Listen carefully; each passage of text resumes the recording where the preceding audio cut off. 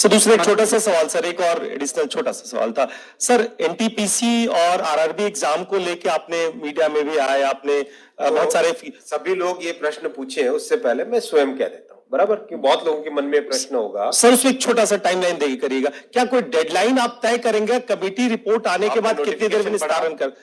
आपने चलिए मैं पूरी बात बता देता हूँ जिससे कि सबके मन में ये प्रश्न है, तो क्यों ना मैं पहले बता दूं। देखिए, रेलवे ने रिकॉर्ड एम्प्लॉयमेंट करने के इरादे से वैकेंसीज निकाली थी 2019 में।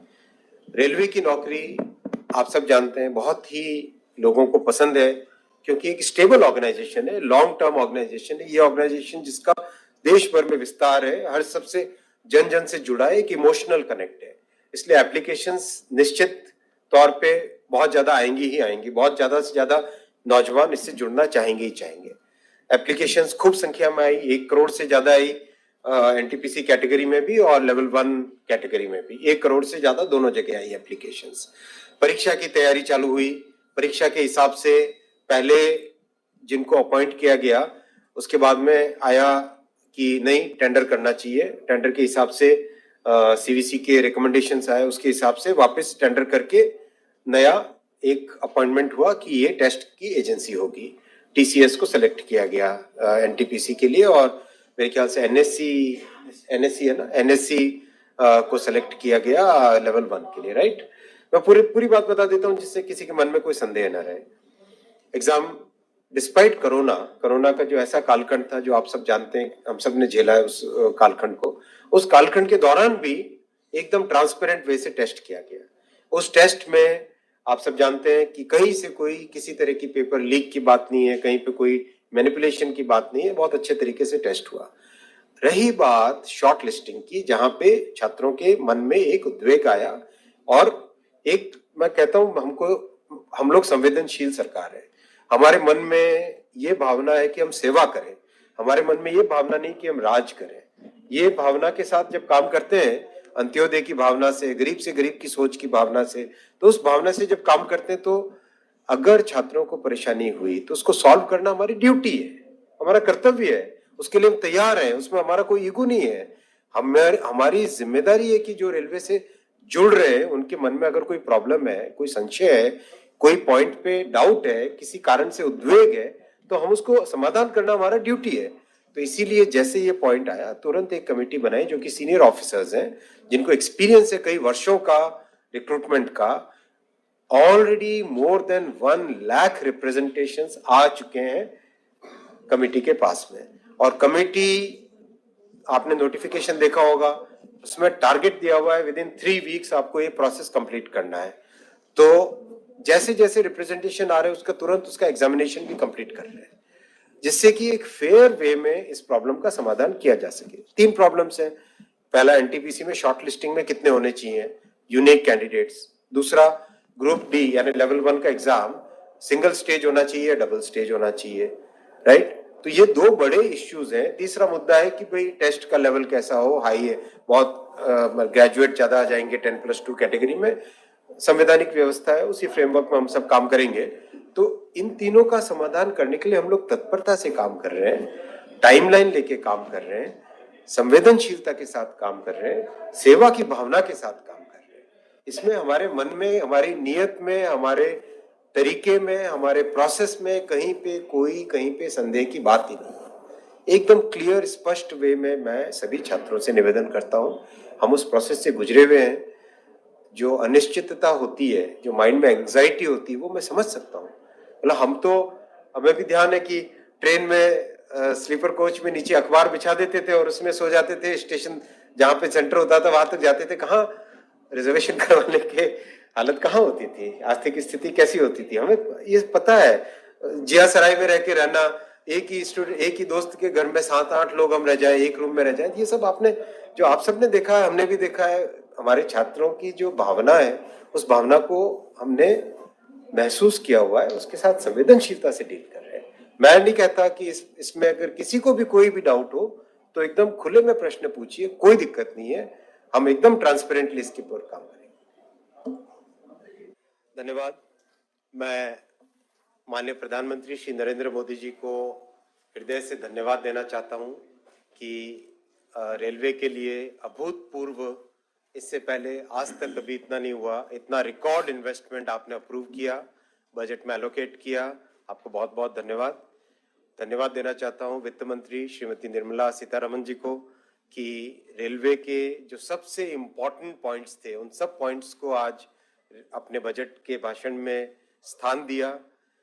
न केवल आर्थिक सपोर्ट दिया, न केवल इन्वेस्टमेंट सपोर्ट दिया, उसके साथ ही साथ जो कॉन्सेप्चुअल चेंजेस, जो जिस सोच के साथ हमको आगे बढ़ना है उसकी विचारधारा का, उस सोच का, उस थॉट प्रोसेस का एक क्लियर रोड मैप अपने बजट के भाषण में रखा। इसके लिए सबसे पहले मैं धन्यवाद देना चाहूंगा। तीनों मंत्रालय में, रेल मंत्रालय में, टेलीकॉम में, आईटी और इलेक्ट्रॉनिक्स में, इन तीनों में बहुत एक प्रोग्रेसिव सोच के साथ बजट में रखे गए पॉइंट्स। मैं तीनों पे एक एक करके आऊंगा। पहला, रेलवे। रेलवे में जनरल बजट की तरफ से, भारत सरकार के बजट की तरफ से 1,37,000 करोड़, 1,37,000 करोड़ का कैपिटल इन्वेस्टमेंट सपोर्ट हमको दिया गया है। जीपीएस बहुत बड़ा नंबर है और इससे रेलवे के जो लंबे टाइम से इन्वेस्टमेंट के प्रोजेक्ट्स के, इन्वेस्टमेंट की कमी के कारण जो प्रोजेक्ट्स रुके हुए थे उसको पूरा करने में बहुत जबरदस्त मदद मिलेगी। जितने सुपर क्रिटिकल प्रोजेक्ट्स हैं, क्रिटिकल प्रोजेक्ट्स हैं, जितने ऐसे प्रोजेक्ट्स हैं जिससे कि रेलवे की कैपेसिटी बढ़े, रेलवे का इंफ्रास्ट्रक्चर इंप्रूव हो, उस सब के लिए बहुत अच्छा आउटले है ये। सेकंड, स्टेशंस के लिए बहुत ही अच्छा एक ब्लूप्रिंट रेडी है जिसको आगे ले जाना है। रिवाइज्ड एस्टिमेट में ही 12,000 करोड़ ऑलरेडी अप्रूव हो गए थे 3 महीने पहले, तो उसको आगे ले जाना है। तीसरा, कैपेसिटी और सेफ्टी के लिए कवच। आप सब जानते हैं कवच अपने भारत में ही डेवलप्ड टेक्नोलॉजी है जो कि वर्ल्ड क्लास टेक्नोलॉजी है, सिल 4 सर्टिफाइड है। सिल 4 सर्टिफिकेशन का मीनिंग आप सब समझते हैं बहुत अच्छे से, मेरे से ज्यादा आपको इस सब्जेक्ट की, विषय की नॉलेज है।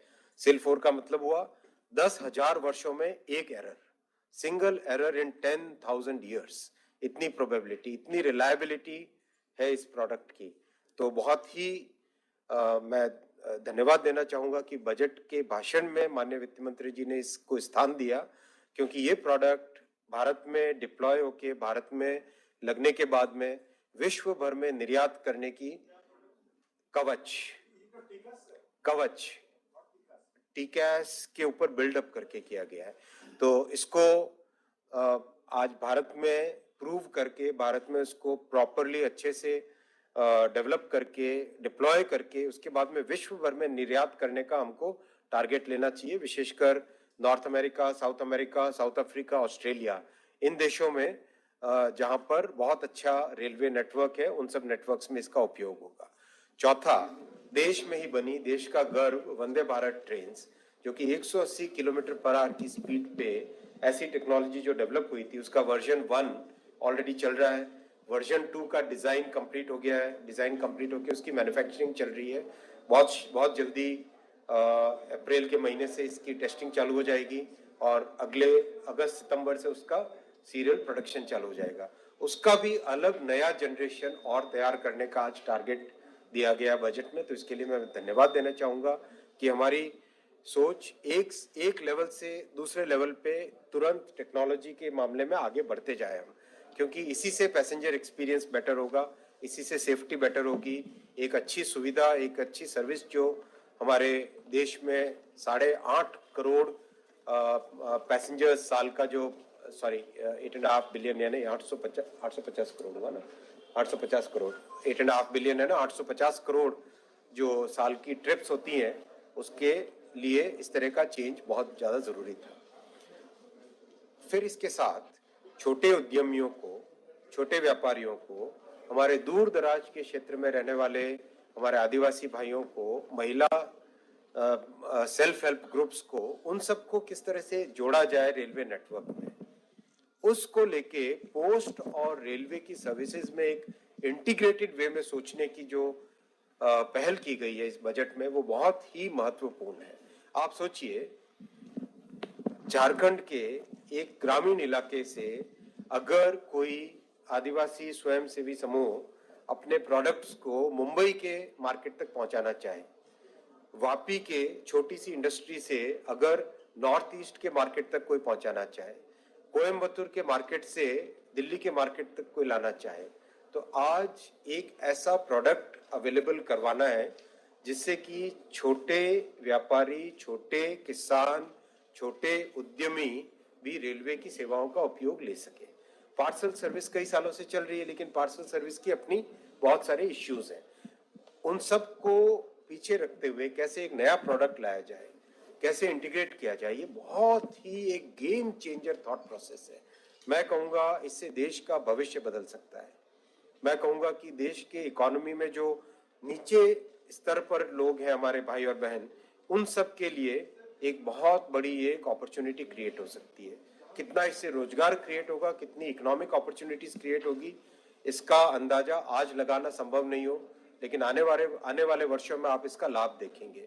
इसीलिए 1.5 लाख पोस्ट ऑफिसेज हमारे, 8,000 स्टेशन, इनको मिला के जो इंटीग्रेटेड थॉट प्रोसेस है, दोनों में कॉमन टेक्नोलॉजी हो, एक कॉमन सर्विस रहे, कस्टमर को सीमलेस एक डोर से दूसरे डोर तक सीमलेसली चीजें पहुंच सके, वो जो थॉट प्रोसेस है वो एक गेम चेंजर थॉट प्रोसेस है। मैं मानता हूं कि इस तरह का विजन अमृत काल में ही आ सकता था। माननीय प्रधानमंत्री जी ने जो अमृत काल के प्रणेता हैं, अगले 25 वर्ष हम भारत की आजादी के 75 वर्षों से 100 वर्षों तक, शताब्दी तक वाला जो पीरियड है, इस पीरियड में इस तरह के चेंजेस, इस तरह के गेम चेंजर्स, उनकी बहुत ही एक अति महत्वपूर्ण कल्पना रखी गई है, टारगेट्स रखे गए। मैं आऊंगा अब टेलीकॉम पे। दोस्तों, टेक्स्ट बुक के बारे में आपको पता होगा, काफी अच्छी इनकी मॉक टेस्ट होती है। और देखिए फ्रेंड्स, अभी एक अच्छी डील भी मिल रही है। ईयरली टेक्स्ट बुक पास पे 470 प्लस एग्जाम्स के 34,000 प्लस मॉक टेस्ट दिए जा रहे हैं। और यहाँ पे बाई करते समय कूपन कोड न्यू टाइप करते हो NEW, तो तुरंत ही आपको 39 रुपीज ऑफ मिल जाएंगे। यानी दोस्तों, ईयरली टेक्स्ट बुक पास आप लोग सिर्फ और सिर्फ 360 रुपीज में बाई कर सकते हो। इसके बाद जितने भी गवर्नमेंट एग्जाम है, रेलवे के सारे एग्जाम के मॉक टेस्ट अवेलेबल है। SSC, बैंकिंग और भी डिफरेंट गवर्नमेंट एग्जाम, सभी के मॉक टेस्ट लगा सकते हो। तो वीडियो के डिस्क्रिप्शन बॉक्स में आपको लिंक मिल जाएगा फ्रेंड्स, वहां से जाकर जरूर लिंक्स चेक कर लीजिएगा।